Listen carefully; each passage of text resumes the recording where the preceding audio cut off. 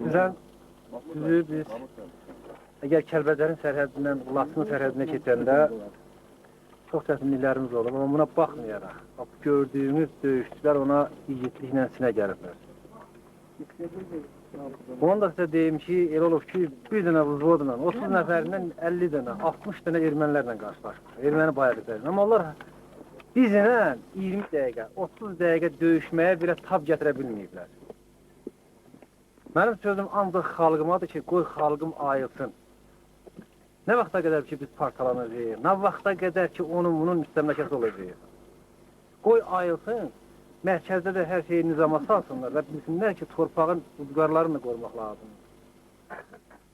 Başa düşürsünüz, torpağın uzqarlarını qorumaq lazımdır. Xalq onu başa düşsün, öz müqəddəratını özü həll eləsin.